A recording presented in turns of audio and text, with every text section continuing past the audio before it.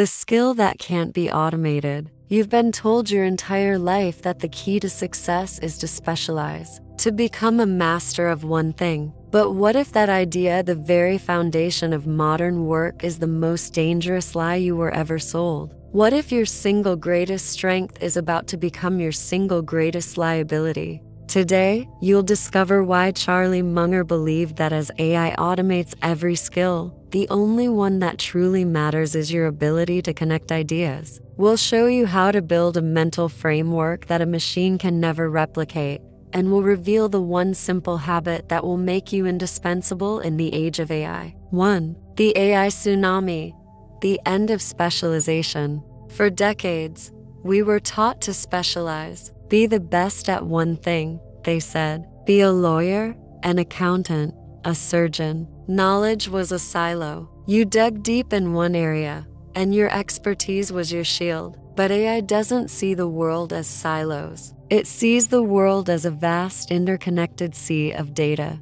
What AI is doing isn't just automating tasks. It's eliminating the need for narrow knowledge. A system like GPT-5 can draft legal briefs with a precision that took an associate lawyer years to develop. An AI diagnostic tool can analyze a patient's symptoms and medical history with far more data points than any single doctor could ever memorize. A generative AI can produce thousands of marketing slogans, articles, and designs in the time it takes a creative director to have one good idea. The deep, narrow silo of knowledge that was once your shield is now a target. AI is not just a tool. It's a competitor that works for free, 24/7, and never makes a mistake. Its purpose is to perform rote, repeatable tasks. And no matter how complex or specialized your task is, if it can be defined and repeated, AI is coming for it. The truth is, if you're only good at one thing,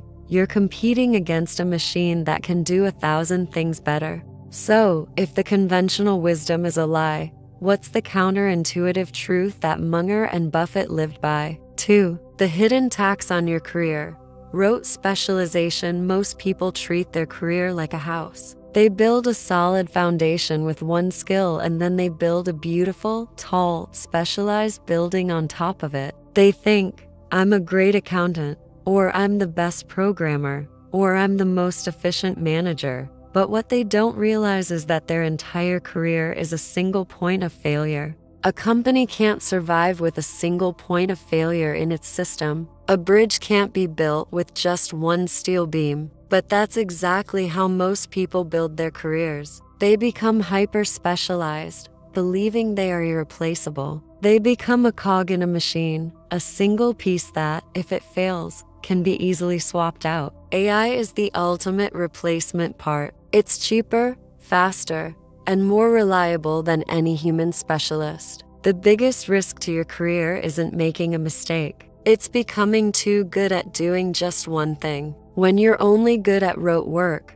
your career has a built-in tax, the eventual cost of being made obsolete. The only way to win is to build a career that is a system, not a single part. So, how do you build a career that is a system? And what did Munger know about learning that you might be missing? 3. The Munger method. The latticework of knowledge. This is where Charlie Munger's wisdom becomes our most powerful defense. Munger understood that you can't get ahead by just being smarter. You get ahead by avoiding stupidity. And the greatest stupidity is thinking you can solve a problem with only one tool. That's what he called the man with a hammer syndrome. When all you have is a hammer, every problem looks like a nail. Munger's solution was to build what he called a latticework of knowledge. Instead of digging deep into one subject, he would study the big foundational ideas from all disciplines: psychology, history, physics, biology, and economics. He then wove these ideas together to create a mental model of how the world really works.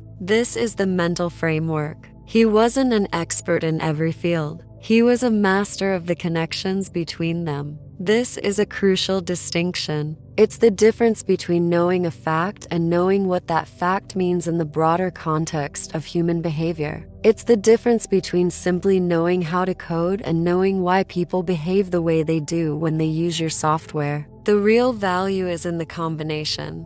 But how do you stop your mind from fighting against this idea? It's a fundamental challenge that most people can't overcome. 4. The silent killers of knowledge, the illusion of expertise. Munger often said that knowing what you don't know is more useful than being brilliant, and the biggest trap for the specialist is a psychological one: confirmation bias. We seek out information that confirms what we already believe, and we reject what challenges it. When you've spent 20 years building expertise in one field, your brain fights to protect that investment. This creates a dangerous illusion of competence. It's what Munger called man with a hammer syndrome.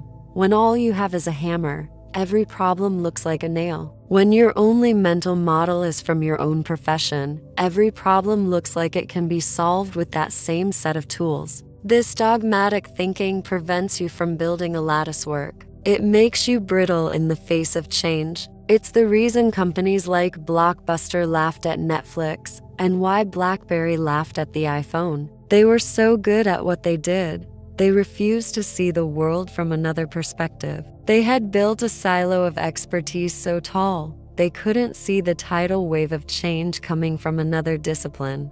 This is a mental block we all have to fight. But what about the mistakes of the past? What can history teach us? 5. The historical graveyard of dogmatic thinking. This isn't a new problem. History is a graveyard littered with the bones of companies and empires that collapsed because they refused to think outside their single, specialized box. These failures weren't caused by a lack of intelligence. They were caused by a lack of a latticework. Think about Nokia. In the late 90s and early 2000s, Nokia was the undisputed king of mobile phones. They were the masters of hardware. Their engineers knew how to build a phone that was indestructible. Their factory processes were flawless. They had a perfect, specialized hammer, but they failed to see that the future of phones wasn't in hardware. It was in software, apps, and user experience. When the iPhone came out, it wasn't just a new phone. It was a new business model based on a latticework of knowledge from fields like software development, human psychology, and content distribution.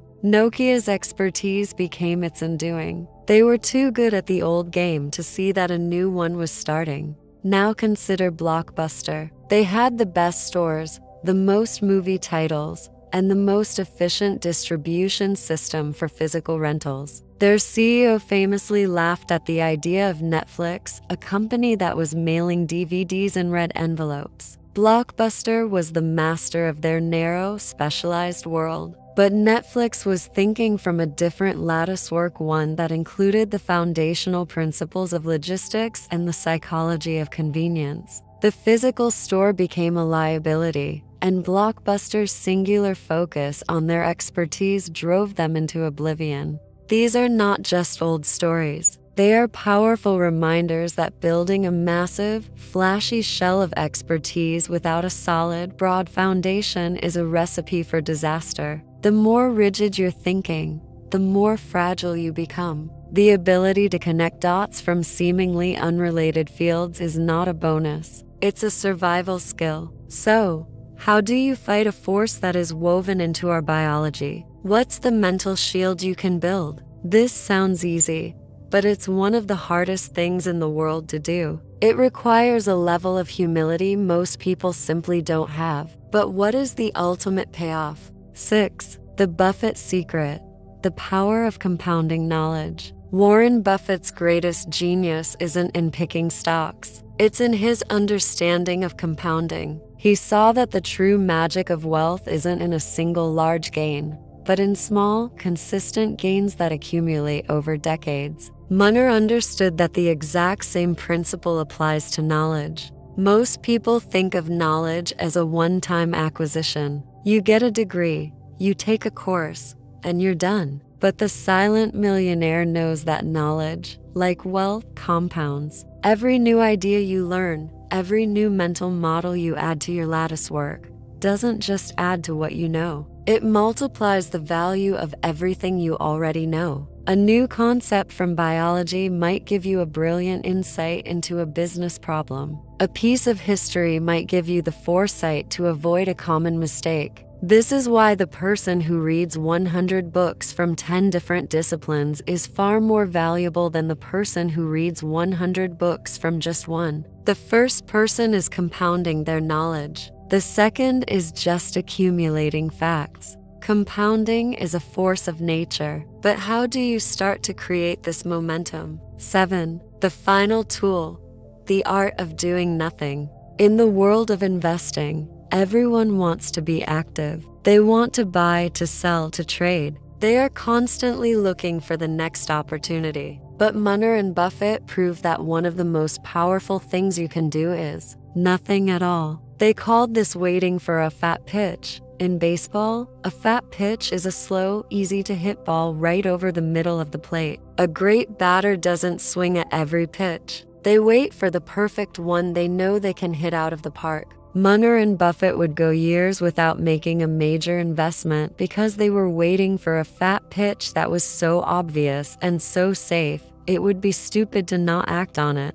This discipline of doing nothing is a superpower that most people are too impatient to master. They see others getting rich, and they feel the urge to act, to do something. They confuse motion with progress. Buffett famously waited 10 years to acquire one of his most profitable companies, waiting for the price and circumstances to be just right. While the rest of the world was chasing every tiny gain, he was a professional waiter, cultivating a deep sense of calm that allowed him to avoid the vast majority of stupid mistakes, including the mistake of buying things to impress others or taking a job for the wrong reasons. The greatest show of confidence isn't in your possessions, it's in your patience. So, what does a fat pitch look like in the age of AI? And how can you use this superpower to build an un-automatable career? 8. The inversion of career planning. The most powerful mental model Munger used was inversion. He didn't ask, "How do I get a great career?" He asked, "What will make my career an unmitigated disaster?" This shifts your focus from the crowded, conventional path to the open, unconventional path. Instead of asking, "How do I get promoted?" invert the question, "What are the common behaviors that get people fired or make them miserable in their job?" Instead of, "How do I become an in-demand expert?" ask, "What kind of expertise is most likely to become obsolete?" The answers are what you need to avoid. You avoid a career that relies on rote tasks. You avoid a mindset that refuses to learn. You avoid a skill that can be easily replaced by a machine. This simple act of inversion forces you to build a career that is durable, resilient, and most importantly, un-automatable. The goal isn't to be a success. It's to be impossible to fail. But what is the one crucial ingredient that no AI can ever replicate?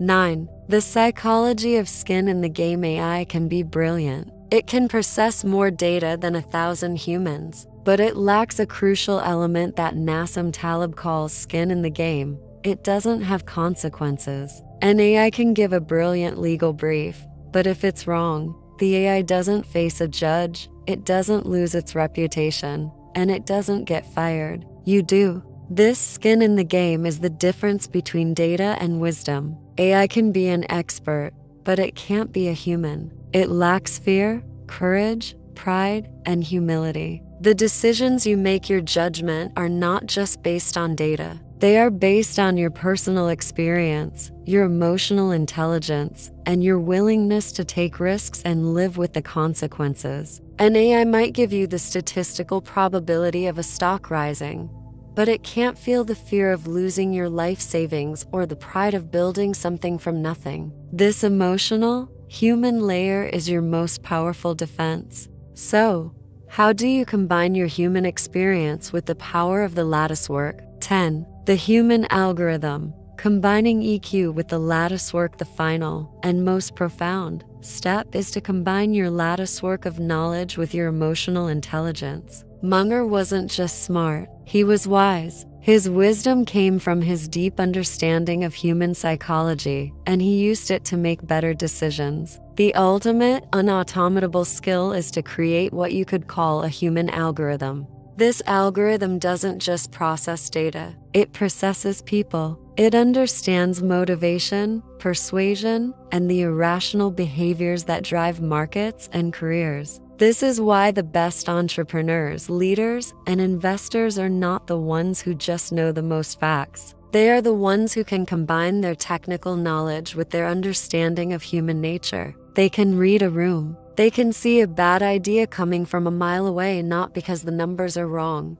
but because the psychology is flawed. AI can't replicate that. It's the unique combination of what you know and how you use it to understand other people that makes you truly valuable. The question isn't how to get rich. The question is, what are you willing to do to be free? 11. The un-automatable skill. First principles thinking. Munger's latticework of knowledge is the foundation for the most important skill there is, first principles thinking. It's the ability to take a complex problem and break it down to its most fundamental truths. It's the ability to think like a physicist, an engineer, a biologist, and a psychologist all at once. AI can optimize, it can predict, it can process, but it cannot, at the moment, create from scratch from first principles, combining ideas from totally different disciplines in a nonlinear way. This is what makes humans unique. This is what AI can't automate. AI can become the world's best optimizer,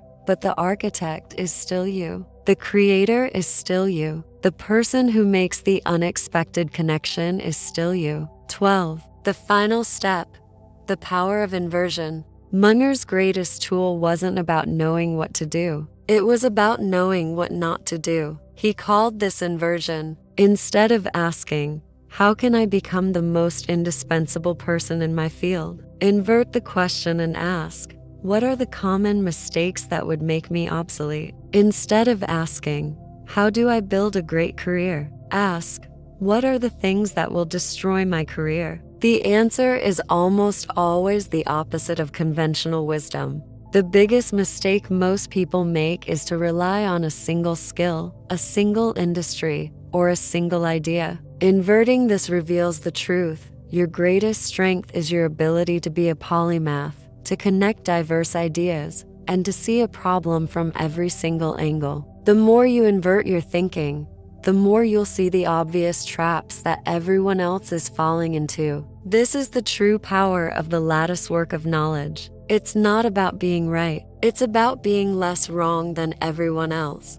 The future doesn't belong to the machines. The future belongs to the humans who can become more than machines. The future belongs to us if we're willing to build our own latticework of knowledge. So, I ask you, what's the first discipline outside of your field that you're going to start exploring today? If this video gave you a new perspective on the future of work and what truly matters, do me a favor. Hit that like button to show me you're ready for more wisdom. And subscribe now so you don't miss the next video from the Munger Almanac.